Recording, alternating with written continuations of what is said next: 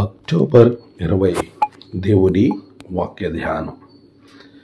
నా తల్లిదండ్రులు నన్ను విడిచినను యెహోవా నన్ను చేరదీయను. కీర్తనలు 27:10. మన ప్రభువైన యేసు క్రీస్తు నామములో మీ అందరికీ ఈ ఉదయం శుభములు తెలియచేస్తూ ఉన్నాను.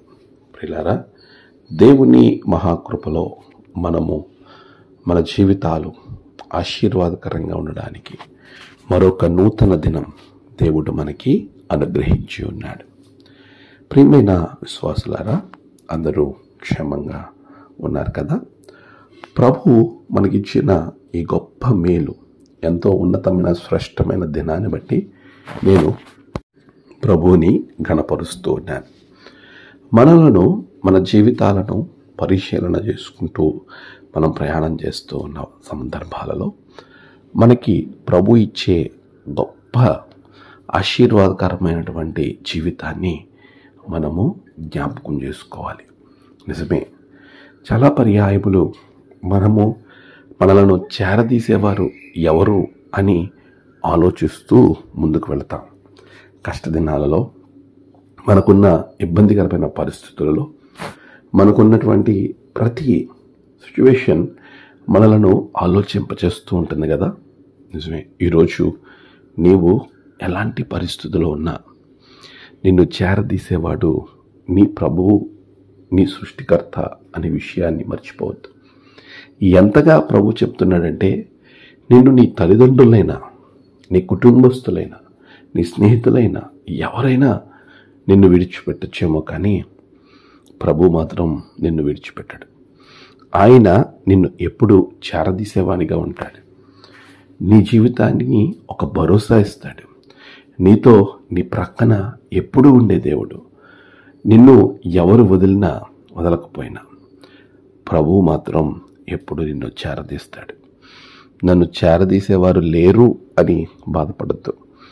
నాతో ఎవరు ఉండట్లేదు అని దిగులు చెందొద్దు. నేను ఒంటరిగా ఉన్నాను అని ఏమాత్రం కూడా బాధను నీవు వ్యక్తపరచొద్దు. ఎందుకంటే నీ ప్రక్కన ఎప్పుడు నీ ప్రభువు ఉన్నాడు. ఆయన నిన్ను చేరదీస్తాడు. నీకున్న ప్రతి మానసికమైన ఇబ్బందిని తీసివేసి, శారీరకమైన సమస్యలను తొలగించి, ఆధ్యాత్మికంగా నిన్ను స్థిరపరిచేవాడు ఆయనే, ప్రభువైన యేసుక్రీస్తు నిన్ను చేరదీస్తాడు. అట్టి కృప ప్రభు నీకు ఇస్తున్నప్పుడు దేనిని గురించి ఆలోచించక ప్రభువునందు నీ మనసును ఆయనలో నిలిపి, ప్రభువులో నిన్ను నీవు స్థిరపరచుకుని, ప్రభువులో ఆనందించి, దేవుని యొక్క గొప్ప సన్నిధిని అనుభవిస్తూ నువ్వు ముందుకు వెళ్ళినప్పుడు అనేక రకాలైనటువంటి దీవెనలు ప్రభు నీకు అనుగ్రహిస్తాడు. అట్టి కృప ప్రభు మీకు అనుగ్రహించునుగాక. ఆమేన్. ప్రార్థన. సర్వశక్తిమంతుడా, గొప్ప దేవానికి వందనాలు. నీవు ఈ లోకంలో నీ బిడ్డలను చేరదీసేవానిగా ఉన్నావు నాయన.